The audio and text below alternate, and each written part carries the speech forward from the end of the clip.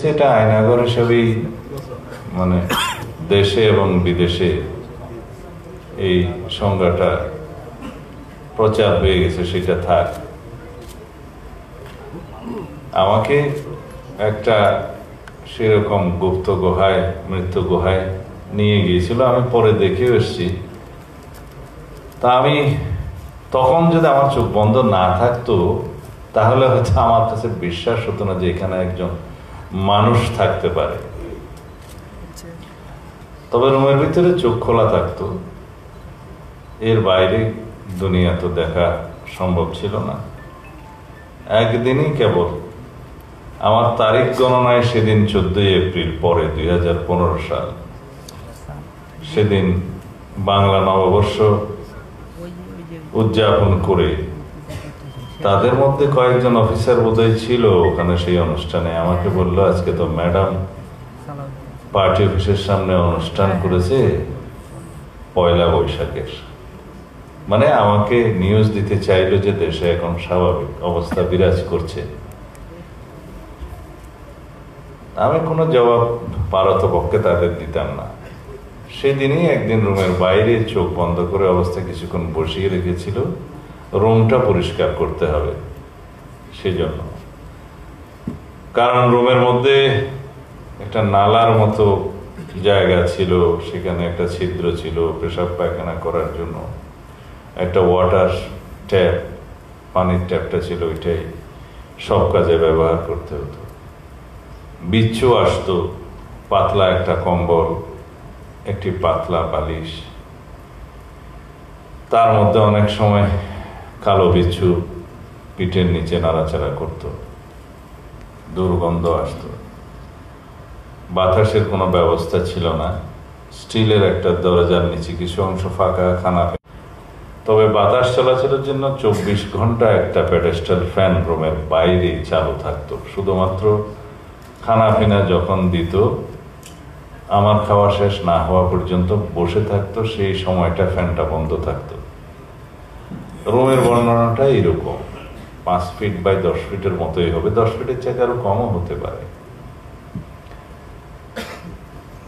2 মাস একদিনের মাথায়, 61 দিনের মাথায় আমাকে বের করে গামছা ভিতরে ছিল, আরো একটা কয়েক পরত কাপড় পেঁচিয়ে হাতে গামছা দিয়ে বেঁধে বলা হলো, আজকে আপনাকে এমন একটা জায়গায় নিয়ে যাওয়া হবে, ফিরে আসতে আপনার 2-3 দিন লাগতে পারে। তখনও আমার বিশ্বাস হচ্ছিল না যে তারা আমাকে জিন্দা ছেড়ে দেবে। বলতাম, যদি আমার মৃত্যু হয় এখানে, মানে তারা মেরে ফেলবে সেটা বলতাম না, তাহলে আমার লাশটা আমার পরিবারের কাছে ফেরত দিও। কোনো উত্তর দিত না। আমি আল্লাহর কাছে সবসময় প্রার্থনা করতাম যে আমাকে যদি আমার জীবন থাকে, হায়াত থাকে, আমাকে ইমানের সাথে জিন্দেগি দিও, ইমানের সাথে মৃত্যু দিও। আর যদি এখানেই আমার মৃত্যু হয়, দেশের জন্য প্রার্থনা করতাম, দেশের জনগণের জন্য প্রার্থনা করতাম। আমি খুব বিশ্বাসী মানুষ, আমি অনেক কিছু দেখেছি, সেই জন্য অনেক অবিশ্বাসী মানুষকে বলি, যদি কোনো বিশ্বাসী মানুষ আমার সামনে আসে তাকে বলবো যে আমি শুধু আল্লাহর অস্তিত্ব চোখে দেখিনি, কিন্তু আমি অনুভব করেছি, আমি আরো অনেক কিছু জেনেছি, আমাকে অনেক কিছু দেখিয়েছে আল্লাহ রাব্বুল আলামিন, সেগুলো আমি বাস্তব জীবনে পেয়েছি। কিভাবে, কোথায় আমার মুক্তি হবে, সবকিছু। এটা হয়তো যারা বিশ্বাস করতে চাইবেন, বিশ্বাস করতে পারবেন, অনুধাবনের বিষয়।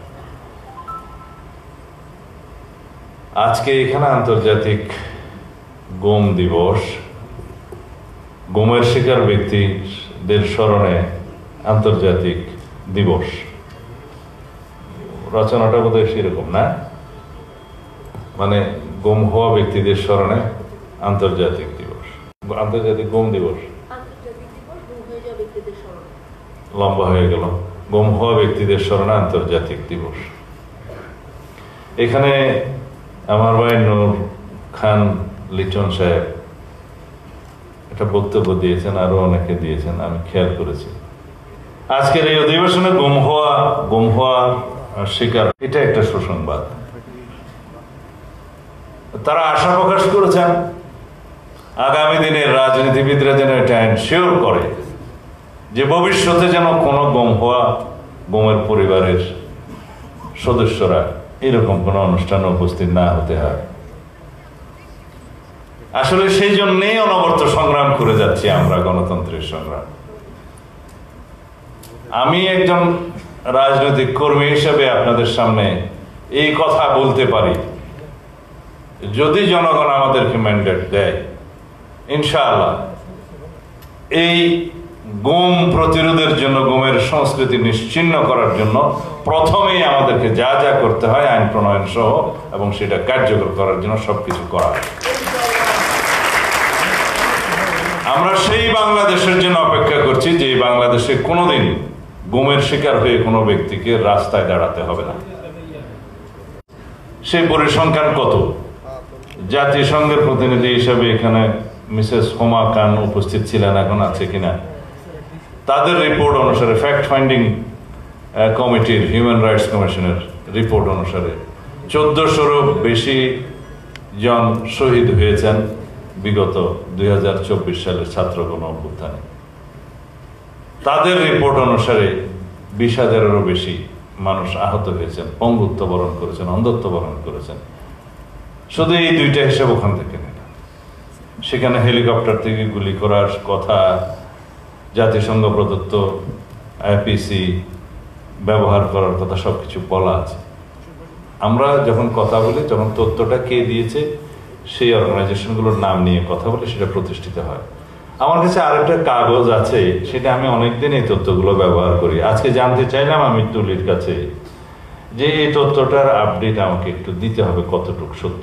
2023 সাল পর্যন্ত, 2009 থেকে 2023 সাল পর্যন্ত এনফোর্সড ডিসঅ্যাপিয়ারেন্সের শিকার কতজন হয়েছে? অধিকাংশ নয়, কিন্তু আমার ভাই নূর খান লিটন সাহেবদের যে গুম কমিশনে রিপোর্ট করেছে 1850, সেটা আমি এখন ব্যবহার করব। আগে ছিল গুম হওয়া পরিবারদের তথ্য অনুসারে কতজন ফেরত আসেন, সেই সংখ্যা 155 জন। গুম হওয়া ব্যক্তিদের সংখ্যা ছিল 709 জন। কিন্তু এখন যেহেতু 1850, আমরা এই সংখ্যাটা পেয়েছি। এই সংখ্যাটা অবশ্য এখনো পরীক্ষা নিরীক্ষার অধীনে আছে। তিনি বললেন সেটা এক সময় হয়তো একটু কম বেশি হবে, যেহেতু অনেকেই আগে রিপোর্ট করতে চাননি। কোথাও রিপোর্ট আমাদেরই জিডি নিতে চায়নি আমার ওয়াইফের কাছ থেকে যে গুম হয়েছে কিনা কোনো থানায়। তো সুতরাং সেই পরিবেশটা ছিল না বলেই সেই সংখ্যাটা 150 জন এখনো ফেরত আসেনি। হয়তো প্রকৃত তদন্তের পর এটা একটু কম বেশি হতে পারে। বিগত 2009 থেকে 2024-এর গণ অভ্যুত্থানের আগ পর্যন্ত এক্সট্রা জুডিশিয়াল কিলিং এর শিকার হয়েছে, এখানে আমার হাতে যে তথ্য আছে তাতে 2693, তবে আপডেটেড তথ্য হচ্ছে 3000+।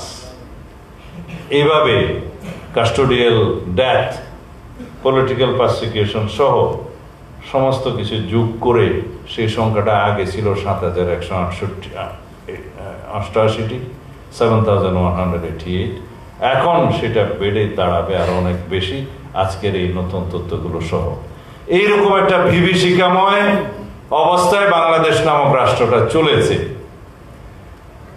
সেই ফেসিবাদ বিরোধী গণতান্ত্রিক সংগ্রামে এই রক্ত দিতে হয়েছে, এবং সেটা 2024 সালের 5ই আগস্ট পর্যন্ত যে হিসাব, সেই হিসাব মতে যদি আমরা টোটাল হিসাবটা করি, এগুলো 10,000-এরও বেশি মানুষের রক্তদানের মধ্য দিয়ে আমরা আজকে এই গণতান্ত্রিক পরিবেশে এই সভা করতে পারছি।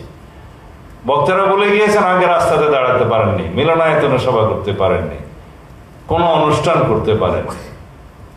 সেরকম একটা পরিবেশ আফ্রিকার জঙ্গলেও বিদ্যমান পাবেন না আপনারা। যারা এই কাজটা করে গিয়েছে বাংলাদেশ নামক এই রাষ্ট্রটাকে করদ রাজ্যে পরিণত করার জন্য, আজীবন যে কোনোভাবেই হোক লেনদুবদর্জির মতো ক্ষমতায় থাকার জন্য যারা করে গিয়েছে, তাদের কিন্তু এখনো অনুশোচনা নেই। তারা এখনো তাদের অপরাধের শিকার তো দূরের কথা, উল্টো গণ অভ্যুত্থানকারীদেরকে অপরাধী হিসাবে তারা নামকরণ করছে। এরপরও বাংলাদেশের মানুষ কি কখনো তাদেরকে রাজনীতিতে আহ্বান করতে পারবে? বাংলাদেশের মানুষ তাদেরকে কখনো ক্ষমা করতে পারবে? ক্ষমা তো চায়নি। আমরা এমন একটা পরিস্থিতিতে গণতান্ত্রিক উত্তরণের জন্য অপেক্ষা করছি। আমরা সবাই মিলে আলোচনা করে জাতীয় ঐক্যমত্য